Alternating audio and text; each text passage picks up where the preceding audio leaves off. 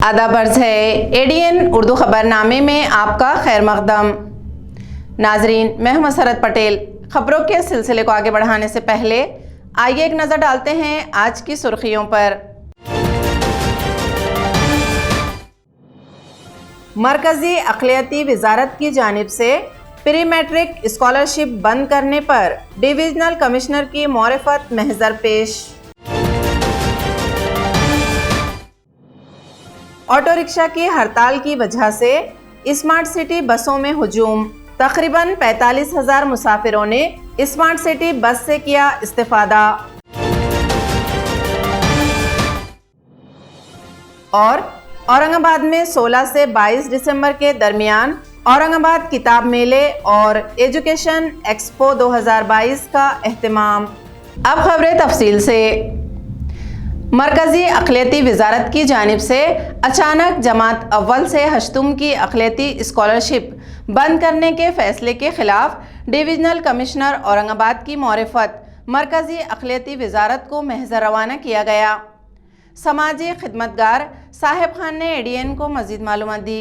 केंद्र सरकार के बच्चे जो माइनॉरिटी की स्कॉलरशिप चालू थी, जिसमें सच्चर कमेटी और महमूदुल हसन कमेटी, इन लोगों ने एक रिपोर्ट दिया था कि भाई अल्पसंख्यक के जो बच्चे हैं उनके लिए एक स्कॉलरशिप चालू की जाए बोल के। और वो स्कॉलरशिप चालू करने के लिए तमाम कमेटियाँ बिठाकर उनका सर्वे रिपोर्ट लेकर गवर्नमेंट ने स्कॉलरशिप चालू करी थी माइनॉरिटी के लेके। लेकिन आज अचानक पोर्टल से एक मैसेज आया हेडमास्टर को और कंसर्न क्लर्क को, क्या 9th और 10th की स्कॉलरशिप पास होंगी, बाकी स्कॉलरशिप पास नहीं होंगी बोल के। जबकि कोई गैजेट नहीं निकला और कोई GR नहीं निकला, कुछ नहीं क्या नहीं। तो अब पहली से लेकर 8वीं तक के जो बच्चे हैं इन लोग को स्कॉलरशिप नहीं मिलेंगी। तो हम और उनका जो क्राइटेरिया है कि 1 लाख रुपए ईयरली इनकम चाहिए उनको। तो ईयरली इनकम अगर 1 लाख रुपए है तो 8,833 रुपये उसका पर मंथ इनकम होता। और ये कैटेगरी के लोग हमारे समाज के, माइनॉरिटी के समाज के लोग हिंदुस्तान में बहुत ज़्यादा है। तो फिर वो बच्चे जाएंगे कहाँ? वो अगर 8वीं तक एजुकेशन नहीं ले सके पहले से 8वीं के, तो 8वीं के बाद के एजुकेशन के लिए बच्चे जाएंगे कहाँ से? तो एक माइनॉरिटी के समाज के एक कैटेगरी के एक लेवल के बच्चे नीचे नीचे रहते हुए और नीचे आएंगे। हमारा देश अशिक्षित होते जाएगा और देश में तरक्की नहीं हो सकती हमारी। तो हमारे माइनॉरिटी अफेयर से मांग है सेंट्रल गवर्नमेंट से कि जो स्कॉलरशिप पहले चल रही थी माइनॉरिटी के लिए प्री मैट्रिक स्कॉलरशिप, वो स्कॉलरशिप फिर से चालू की जाए और बच्चों को एजुकेशन भी किया जाए। अब जब भी ये नियम लागू करती है ये सरकार और देश पे संकट आता है, अब हमें अल्पसंख्यकों यानी रोड पर आना होगा, आंदोलन करना होंगे। इनको सरकार को जो हो तो इनको मुंह तोड़ जवाब देना होगा। ये मोदी सरकार ने आज ये यहाँ पे जो हिटलर शाही और तुगलक राज जो चल रहा है, इसको मिटाने का वक्त आ चुका है। आप सबको एक साथ में एकजुट में आना होगा। यानी आज देखो हम बड़े बड़े नेता उस वक्त आएंगे जब इलेक्शन आएगा। आज देश के ऊपर बच्चों का जो भविष्य मिटाने का जो सरकार काम कर रही है, मैं तमाम इससे पहले भी जो है तो मीडिया के जरिए मैं बताया हूँ कि तमाम जो है तो सेकुलर पार्टियों को साथ में आकर ये बच्चों का एजुकेशन के लिए हमें मदद करना होगी। जो गरीब तक के जो बच्चे जो इल्म तालीम हासिल करते हैं, तो आज सरकार जो है तो ये महानगर पालिका के स्कूल मिटाने का जो काम कर रही है, आज हमको जो है सबको एक साथ में आके हमें आंदोलन छेड़ना होगा। ये सरकार का मुंह तोड़ जवाब हमको देना होगा। सोशल 7 फाउंडेशन की जानिब से 16 से 22 दिसंबर 2022 के दरमियान आम खास मैदान पर औरंगाबाद किताब मेले और कौमी सतह के एजुकेशन एक्सपो 2022 का एहतमाम किया गया है। इसकी इत्तला आज एक प्रेस कॉन्फ्रेंस में दी गई। इसमें एक नेशनल बुक फेयर होगा जिसमें भारत भर से 50 से ज़्यादा बुक पब्लिशर्स किताबों का यहाँ पर एग्जीबिशन करेंगे। उसके बाद हमने 50 से ज़्यादा एजुकेशनल कमर्शियल्स के लिए स्टॉल्स यहाँ पर रखी है। उसके बाद हमने कुछ इंस्टीट्यूट्स, ट्रेनिंग सेंटर्स और कॉलेजेस को हमने यहाँ पे इन्वाइट किया है, वो भी एग्जीबिटर्स के तौर पर आएंगे। इसके बाद हमने यहाँ पर एक 7 दिन का आउटडोर ऑडिटोरियम बनाया है जिसका नाम डॉक्टर रफीक ज़करिया ऑडिटोरियम है। वहाँ पर 7 सेशंस किए जाने हैं जो कि शाम 7 से 10 के दरमियान किए जाएंगे, जिसमें नेशनल एजुकेशन पॉलिसी हो, बैंकिंग एंड फाइनेंस समिट है, मोटिवेशनल स्पीकर मुनव्वर जमा, मोटिवेशनल स्पीकर मुबारक काबरी साहब, वली रहमानी और इस तरह के दिग्गज जो लोग हैं वो यहाँ की आवाम को शिक्षा के क्षेत्र में आगे बढ़ने के लिए मोटिवेशनल स्पीकर के तौर पर मौजूद रहेंगे। लेकिन ये स्किल्स का सर्वाइवल ऐसे कॉम्पिटिटिव वर्ल्ड में कैसा हो जहाँ पर नीट और IIT की लड़ाई चलती हो, तो ऐसे स्किल्स, वो हमारा पहले दिन का एक एक्सक्लूसिव सेशन है। दूसरे दिन हम मेंटल हेल्थ पर बात कर रहे हैं और इस तरह से 7 अलग अलग टॉपिक्स हैं। हम इनविटेशन ओनली प्रोग्राम कह रहे हैं क्योंकि उसका रजिस्ट्रेशन ऑलरेडी वेबसाइट पर और पर्सनल 1-to-1 काउंसलिंग के जरिए जारी है। हमने टीचर्स से अपील की, हमने एजुकेशनल डिपार्टमेंट और अलग अलग इंस्टीट्यूशन से अपील की है कि यहाँ पर टीचर्स का ज़्यादा से ज़्यादा पार्टिसिपेशन करें। और हम लोग जो है ऐसे एग्जीबिशंस पहले लगाते रहे जिसमें मॉडर्न साइंस, पुराने modern science, social issues, social जो इविल्स है, बुराइयाँ जो समाज में, उसको कैसे निकाला जाए, कॉलेज के लिहाज से रैगिंग वगैरह और जो भी कॉलेज में छेड़छाड़ वगैरह होती है उसके खिलाफ क्या क्या क़वानीन हम बताते थे। जब एजुकेशन एक्सपो 2022 के बारे में पता चला तो हमने सोचा कि क्यों ना वो सारी एक्टिविटीज़ हमारी जो हम एवरी ईयर करते थे लॉकडाउन के पहले 1 साल पहले से बंद है, वो अभी उसको फिर से रिन्यू किया गया। हर साल तो किसी न किसी जगह अलग अलग कॉलेजेस में होती थी, इस साल सोचा गया कि इस एक्सपो के अंदर उस एक्टिविटी को हम जोड़ देते हैं और फिर हमने सोचा कि वो पूरा वहाँ रहेगा। तो वहाँ बेसिकली वहाँ कुछ मॉडल्स रहेंगे, चार्ट्स रहेंगे, स्टडीज़ रहेंगी जिसमें मॉडर्न साइंस के बारे में बताया जाएगा और कुछ चीज़ें स्पेसिफिकली पुराने मॉडर्न साइंस से रिलेटेड होंगी और बाकी सारी चीज़ें एजुकेशन से रिलेटेड बहरहाल होंगी। कुछ फिल्म्स वगैरह भी एजुकेशनल वहाँ बताई जाएंगी ताकि बच्चे मोटिवेट हो और वो शिक्षा के मैदान में, एजुकेशन की फील्ड में जो आगे बढ़े। ये एक अच्छा सुनहरा मौका है कि हम इसमें, जैसा आपने सुना है कि इसमें स्टूडेंट्स भी है, टीचर्स भी है, पेरेंट्स भी है, सभी के लिए कुछ न कुछ वहाँ पर एक्टिविटीज़ वगैरह है। तो ये सब एक्टिविटीज़ हम वहाँ पर आकर एंजॉय भी करें और हम जैसे अब स्किलिंग की बात हो रही है कि हाँ अपने आप को, ये जो 21वीं सदी जो चल रही है इसमें हम किस तरह से अपने आप को वहाँ पर कोप अप कर सकते हैं, उसके साथ साथ कैसा चल सकते हैं। दुनिया बहुत ज़्यादा, हर कोई बात कर रहा है यूरोप और अमेरिका की, इसकी उसके कि भाई वहाँ पर इतने सारे चेंजेस आ रहे हैं तो हम भी कहीं इसमें शरीक हो सकते हैं क्या? तो ज़रूर शरीक हो सकते हैं। तो ये हमारे जो नौजवान लोगों ने आए, उन्होंने कहा कि भाई हम इस तरह से, तो हमारा भी पूरा हमारे नेशनल उर्दू टीचर्स यूनियन जो है, हम इसके साथ पूरा शाना बशाना इनके साथ मिलकर काम करेंगे। इनके लिए जितना भी हमारा सपोर्ट हो सकता है हम पूरा 100% हमारी तरफ से देने की कोशिश करेंगे। तो हम इंशाल्लाह कोशिश करेंगे कि हमारा हर टीचर इससे, जितने भी औरंगाबाद शहर में या औरंगाबाद ज़िले में ख़ासतौर से यहाँ के, इधर बाहर से अगर कोई मराठवाड़ा से भी आना चाहते हैं दूर से, तो वेलकम रहेगा उनका। लेकिन यहाँ के लोकल के टीचर्स जितने भी रहेंगे, ये तमाम टीचर्स के लिए, चाहे वो उर्दू, मराठी, इंग्लिश किसी भी मीडियम का रहे, वो उससे फ़ायदा उठा सकता है, उसमें आ सकता है, उसमें शरीक हो सकता है। गुज़िश्ता चंद यौम से RTO की जानिब से ऑटो रिक्शा ड्राइवर्स के खिलाफ जुर्माना आयद करने की मुहिम जारी है। इसके खिलाफ लाल बाउटा रिक्शा ड्राइवर्स यूनियन की जानिब से इलाकाई ट्रांसपोर्ट ऑफिस के रूबरू सख्त एहतजाज किया गया। रिक्षा चालकांची एकजूट नाही हे वास्तव आम्ही मान्य करतो। रिक्षा चालकांची लूट होती है हे भी आम्ही मान्य करतो। रिक्षा चालकांनी आता कोणाच्या दबावाला आणि कोणाच्या भूलथापांना बळी पडणं सोडून द्यावं, त्यांनी दलालांच्या मार्फत काम करणं सोडून द्यावं। रिक्षा चालकांनी स्वतःची लूट स्वतः थांबवावी। आम्ही आपल्या चॅनलच्या माध्यमातून त्यांना आवाहन करतोय की आता सगळं ऑनलाईन झालेलं आहे, आपल्याला जर काही अडचण आली तर लाल बावटा रिक्षा युनियन आपल्या पाठीशी आहे। कोणी तुम्हाला पैसे मागत असेल त्याची तक्रार तुम्ही लाल बावट्याच्या ऑफिसला करू शकतात। RTO त्रास देत असतील, पोलीस तुम्हाला मुद्दामून त्रास देत असतील तर त्याच्याबद्दल देखील तुम्ही युनियनच्या ऑफिसला तुम्ही येऊन तक्रार करू शकता, परंतु युनियनचे सभासद झाले पाहिजेत। जर एकजूट असली तर तुमचा बळी कोणीही घेऊ शकणार नाही हे आम्ही सांगतो। परंतु आज आमची निदर्शनं होती, ती निदर्शनं या कॅलिब्रेशनच्या नावाखाली 17,000, 18,000, 30,000 पर्यंतचा दंड आकारणी होत होती, त्याच्या विरोधात होती। आज RTO कोठाळे साहेबांनी आम्हाला आश्वासन दिलं की आम्ही आजपासून कारवाई बंद केलेली आहे, पण तरी देखील त्यांनी आश्वासन दिलं आणि तुम्हाला पावत्या दिल्या।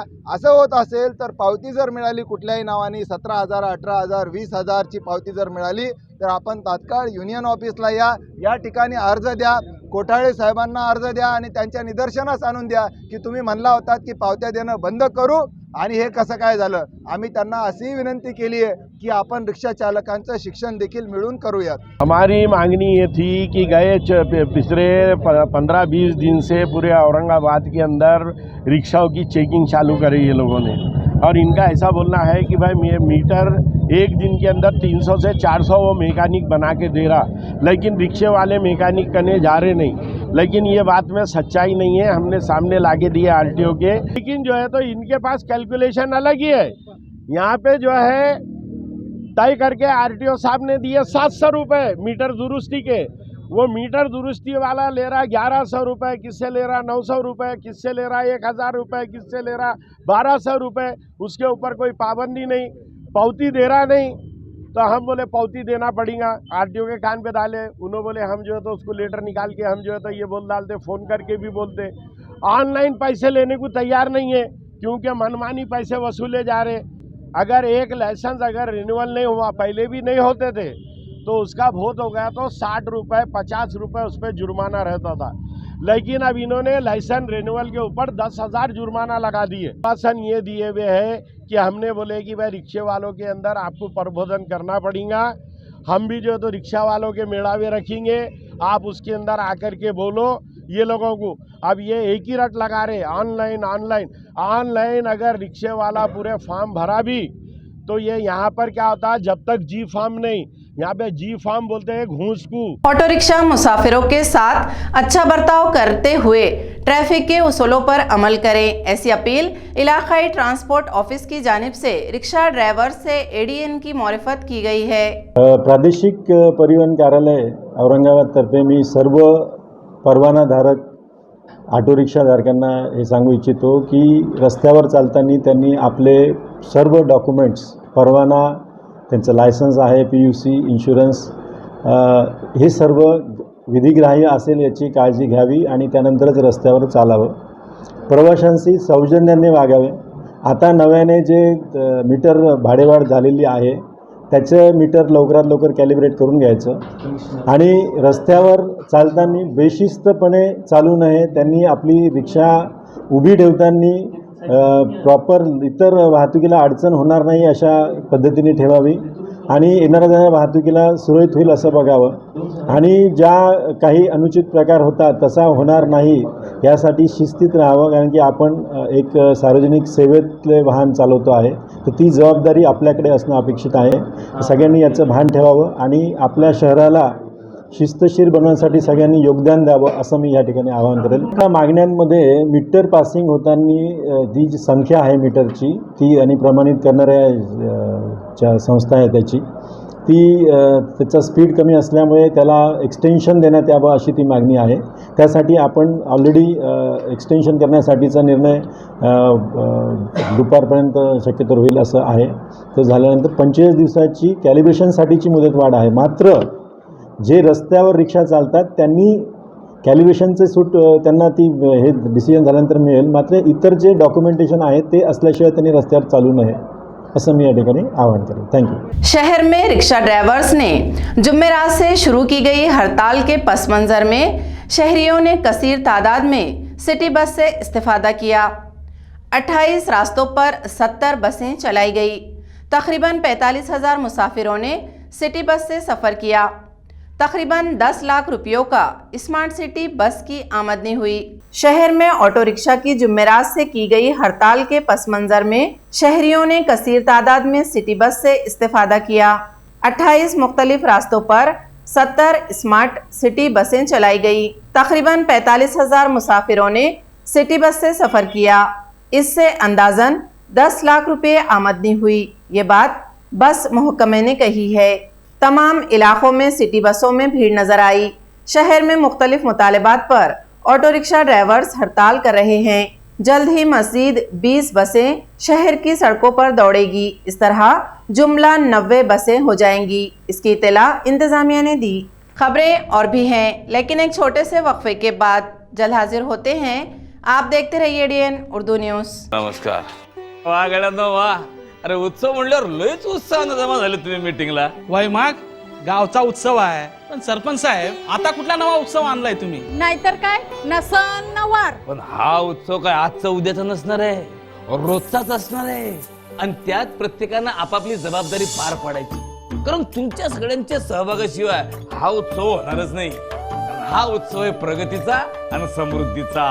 कोड्यात बोलू नका सरपंच। अरे कोड नाही, हा उत्सव आहे पाण्याचा। आणि याच अभियानाअंतर्गत आपल्या बी गावात घरोघरी नळाद्वारे पाणी येणार आहे. पण पाण्याचा वापर जपून केला तरच बारमाही पाणी टिकल. म्हणून हे अभियान राबवण्याची, याच्या दुरुस्तीची सगळी जबाबदारी आपली आहे. त्यात तुमच्या सगळ्यांचा सहभाग अत्यंत महत्वाचा आहे, लक्षात ठेवा. अरे चला मग वाट कसली बघता, कामाला लावूया. चला चला. हर घर नल से जल, जल जीवन अभियान, पाणी पुरवठा व स्वच्छता विभाग, महाराष्ट्र शासन. मस्त मास्क पहना रे तूने. Thank you sir. वो जान बचाने के लिए पहनना पड़ता है ना सर. रेडीमेड है या टेलर मेड है? ऑनलाइन ऑर्डर किया है सर. एक और है क्या? है ना सर. देना. बहुत मस्त लगे आपको. ये ना सर. सर ना भाई, जान बचाने के लिए बाइक चलाते वक्त सिर्फ खोपड़े पे मास्क पहनेगा तो खोपड़े को कौन बचाएगा? समझ गया सर. हेलमेट ऑनलाइन ऑर्डर कर, वरना हमेशा के लिए ऑफलाइन हो सकता है. Okay sir. ये ले. चल हम ये भी ऑनलाइन भर दे. हेलमेट पहने, ट्रैफिक नियमों का पालन करे, जिंदगी के सफर को सुरक्षित रखे. वक्फे के बाद आपका दोबारा इस्तकबाल है। भारतीय जनता पार्टी के रुकने असेंबली गोपीचंद पाडड़कर ने कल एमपीएससी और यूपीएससी के तलबा को मशवरा दिया कि तलबा गांव का रुख करें, वहां बहुत स्कोप है, देहात में जाकर इंतखाब में मुकाबला करें और सरपंच और सभापति बने। इस बयान में तलबा का मिलाजुला असर दिखाई दिया। काल पडळकर साहेबांनी जे वक्तव्य केलं त्या मताशी मी कदापि सहमत नाही, कारण पडळकर साहेबांनी नेमकं ह्यावर आम्हाला एमपीसी करणाऱ्या विद्यार्थ्यासाठी नोकरीसाठी दुसरा उपाय सुचवला आहे की नेमकं त्यांच्या चुकावर पांघरून घालते, ही गोष्ट आम्हाला कळायला तयार नाही. कारण ते जर आमच्यासाठी हा उपाय सुचवतात, कारण आम्ही राज्यघटनेचा अभ्यास करतो, इकॉनॉमिक्सचा अभ्यास करतो, तर आम्हाला सुचवतात गावात जाऊन तुम्ही सरपंच व्हा. नेमकं ह्यांनी किती वेळेस राज्यघटनेचा अभ्यास केला, किती वेळेस 5 वर्ष एमपीसी केली का ते आज आमदार आहेत का? खासदारांनी एखादी एमपीसी केली का ते आमदार आहेत आज? 8वी पास अंगठे 72 लोक आपल्या व्यवस्थेमध्ये जाऊन बसलेत. ठीक आहे, आम्ही बी गावात जाऊ, विकास करू. आणि जर गावात ही वेळ आली तर गावात 25 ते 30 लाख रुपये खर्च करायची वेळ कधीच येणार नाही. अगोदर तुम्ही तेवढं व्यवस्था सक्षम बनवा. तर त्यांना मला एक सल्ला द्यायचा की तुम्ही राज्यघटनेच्या प्रत्येक कलमानुसार तरतुदीनुसार आज व्यवस्था चालवा. ठीक आहे, आम्ही गावकडे जाऊ 5 वर्षानंतर आणि आम्ही गावकडे जाऊन नक्कीच गावाचा विकास करू. हे पडळकर साहेबांनी जे वक्तव्य केले ते अत्यंत एकदम हे निंदनीय आहे. कारण की जे विद्यार्थी इथं 5-5 वर्षापासून अभ्यास करतो आहे, त्या विद्यार्थ्याला तुम्ही 5 वर्ष झाल्याच्यानंतर म्हणताय की बाबा तू जाय गावाकडून ग्रामपंचायत लढव. तर त्यांनी आतापर्यंत जे इन्व्हेस्ट केलं आहे इथं, पैसे नसतात, हे जे परिस्थितीला सामोरं गेला आहे त्या विद्यार्थ्याला तुमचं नियोजन कुठंतरी कमी पडते, म्हणून तुम्ही कुठं सांगताय की बाबा ग्रामपंचायत लढव आणि गावाकडे जाईन सरपंच होय. तुमच्या नियोजनात कुठं कमी पडतं हे तुम्ही पाहायला पाहिजे. की असे सल्ले तुम्ही देण्यापेक्षा जबाबदार व्यक्ती म्हणून हे चुकीचं आहे, सरासरी चुकीचं आहे. ज्यावेळेस ते सत्तेत नव्हते त्यावेळेस ते मुद्दे उचलून धरीत होते. तुम्ही ज्यावेळेस मुद्दे उचलून धरीत होतात त्याच पद्धतीने आणि त्याच हे ॲग्रेसिव्हपणाने आता जर तुम्ही गव्हर्नमेंटमध्ये काम केलं आणि विद्यार्थ्यांना न्याय द्यायचं काम केलं तर विद्यार्थ्यांची तुम्हाला हा सल्ला देण्याची गरज पडणार नाही. आणि व्यवस्था जर व्यवस्थित राहिली तर प्रत्येक विद्यार्थ्याला त्याच्या हक्काचं शिक्षण, हक्काची नोकरी भेटू शकते. गोपीचंद पडळकर यांनी जे विधान केलं होतं की गावाकडे या आणि ग्रामपंचायत लढवा, हे बरोबर आहे.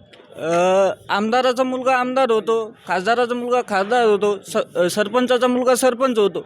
पण त्यांनी एक नवीन विद्यार्थ्यांना, नवीन शिकाऊ उमेदवारांना की जे आर्थिकरित्या सक्षम जरी नसन, आपण याचा पण विचार केला पाहिजे की बाबा गावात ग्रामपंचायत लढवायची, परंतु 30-35 लाख रुपये आमचे मित्र म्हणले की 30-35 लाख रुपये लागते. पण हे 30-35 लाख रुपये यापूर्वी सरकार कुठलं होतं, कुठल्या सरकारने एवढा खर्च करायची सवय लावलेली आहे, त्या सवयी कशा मुडीत काढता येईल याचा विचार केला पाहिजे ना आपण.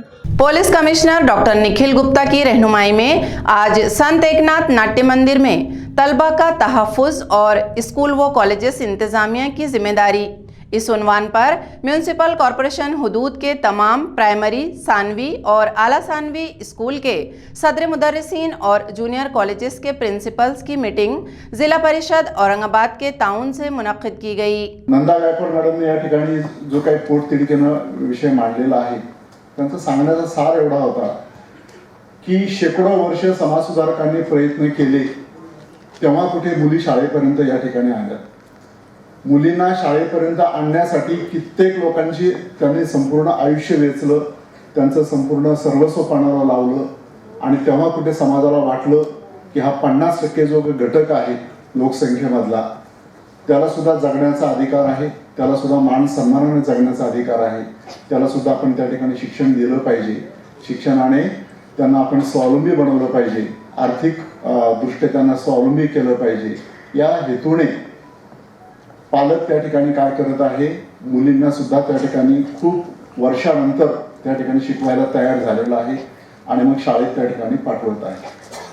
मग एवढी मेहनत, एवढे कष्ट जर आपल्याला मुलींना शाळेपर्यंत आणण्यासाठी करावे लागले असतील आणि एवढं करूनही शाळेमध्ये जर मुली त्या ठिकाणी सुरक्षित नसतील, तर मला वाटतं एवढी काही जी काही लढाई लढलेली आहे समाजसुधारकांनी एवढे वर्ष, तर त्या गोष्टीला काही अर्थ राहणार नाही किंवा ते वाया गेली असं आपलं त्या ठिकाणी म्हणावं लागेल. आजचा आपला विषय आहे मुलांची सुरक्षितता.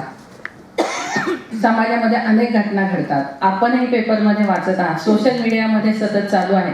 श्रद्धा आफताबचं प्रकरण असू द्या किंवा आपल्या औरंगाबादमध्ये घडलेली फॉरेन्सिक कॉलेजमधली घटना असू द्या किंवा रिक्षामधली अल्पवयीन मुलीच्या बाबत घडलेली घटना असू द्या, कुठंतरी अत्याचाराच्या घटना घडत आहेत आणि त्यामुळे समाज मन ढवळून निघत आहे. घटना किती घडल्या यापेक्षा त्या संख्येमध्ये न मोजता त्या कशा घडल्या आणि त्या आपण टाळू शकलो असतो का याचा जर आपण विचार केला आणि त्याच्यावर उपाययोजना करता येणं शक्य आहे का हे जर आपण शोधलं तर निश्चितच आपल्याला बरेचसे उपाय त्याच्यावर सापडतील.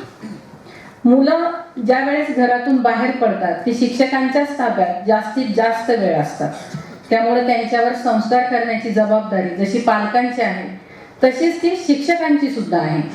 खरंच आपण क्वालिटी टाइम मुलांसाठी देतो का याचा सुद्धा प्रत्येक शिक्षकाने, तुमच्या शाळेमध्ये जे इतर शिक्षक असतील त्यांनी सुद्धा विचार करणं गरजेचं आहे. प्रत्येक शाळेमध्ये CCTV कॅमेरे असणे गरजेचं आहे. या कॅमेऱ्याद्वारे कुठे काय घडतं काय नाही, नुसतं शाळेत असून उपयोग नाही तर शाळेच्या परिसराच्या बाहेर म्हणजे मैदानावर असू द्या किंवा मैदानाच्या बाहेर असू द्या तिथपर्यंत कॅमेऱ्याची रेंज असणे गरजेचं आहे आणि याच्यावरती मुख्याध्यापकाचं नियंत्रण असणं गरजेचं आहे. तसेच शिलवंत नांदेडकर पोलीस उपायुक्त यांनी देखील पोक्सा कायद्याबद्दल ज्ञान दिलं, माहिती दिली किंवा विद्यार्थ्यांना शिक्षा करणं हे आता अलाउड नाही आहे, परंतु विद्यार्थ्यांना मार्गदर्शन करणं, समुपदेशन करणं याद्वारे विद्यार्थ्यांना आपण चांगलं ज्ञान देऊ शकतो. तसेच दीपक गिरे सर, मधुकर देशमुख, जिल्हा परिषदचे माध्यमिक मुख्याध्यापक यांनी देखील प्रत्येक शाळेमध्ये जे मुलांना ने-आण करणारी वाहनं आहेत त्या वाहनासाठी एक सर्वांनी प्रत्येक ड्रायव्हरचे फोन नंबर त्यांच्याकडे असले पाहिजेत. वाहनामध्ये मुलींच्या सुरक्षेसाठी एक महिला कर्मचारी नेमली पाहिजे.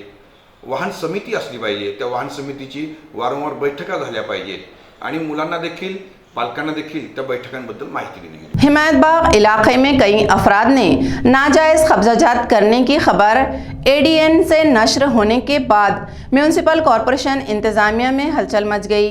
म्यूनसिपल अफसरान ने जुमा को जाए वाक़या पर मुआयना किया और आला अफसरान को रिपोर्ट पेश की. हिमायतबाग का इलाका सरकारी कब्जे में है, ताहम हिमायतबाग के कई बाजुओं से नाजायज कब्जाजात में इजाफा हो रहा है.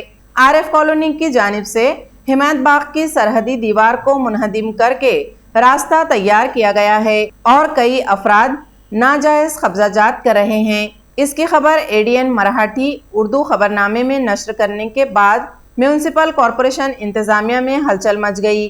आज म्यूनसिपल अफसरान ने जाए वाक़या पर जाकर मुआयना किया और इसकी रिपोर्ट आला अफसरान को रवाना कर दी. खैरे साहब ने सिर्फ पूजा पाठ की और कुछ काम नहीं किया, ऐसा इल्ज़ाम आयद करते हुए राब्ता वजीर संदीपान भूमरे ने कहा कि इसके बाद खैरे साहब इंतखाब में हिस्सा लेंगे तो उनका डिपॉजिट जब्त हो जाएगा.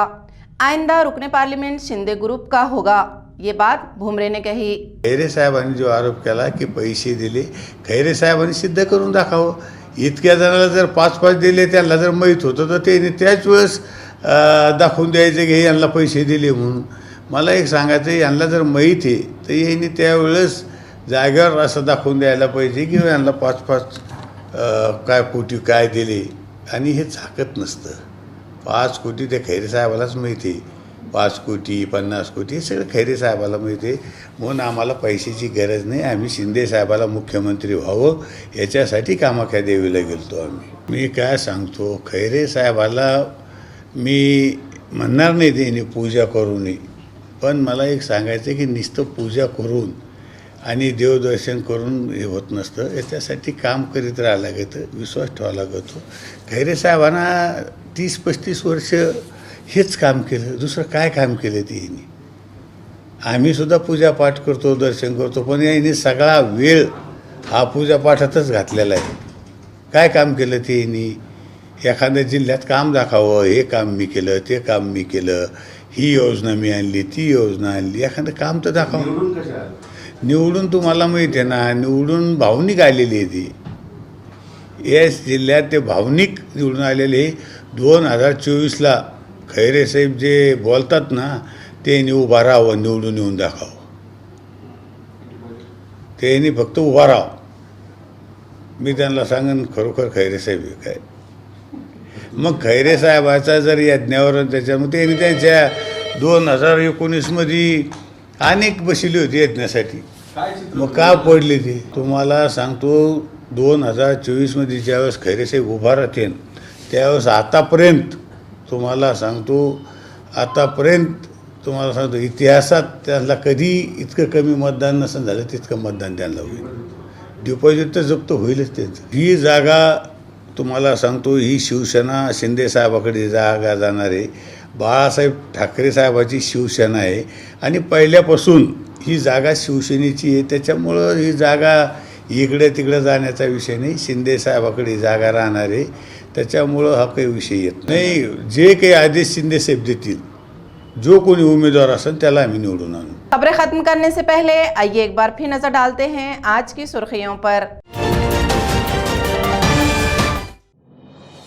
मरकजी अक़लियती वजारत की जानिब से प्री मैट्रिक स्कॉलरशिप बंद करने पर डिविजनल कमिश्नर की मौरफत महजर पेश। ऑटो रिक्शा की हड़ताल की वजह से स्मार्ट सिटी बसों में हुजूम। तकरीबन 45,000 मुसाफिरों ने स्मार्ट सिटी बस से किया इस्तिफादा। और औरंगाबाद में 16 से 22 दिसंबर के दरमियान औरंगाबाद किताब मेले और एजुकेशन एक्सपो 2022 का एहतमाम। इसी के साथ एडीएन उर्दू खबरनामा अब यहीं ख़त्म होता है। कल फिर होगी मुलाकात कुछ और ख़बरों के साथ। तब तक अपना ख्याल रखिए और देखते रहिए एडीएन उर्दू न्यूज़, आवाज़ हर दिल की।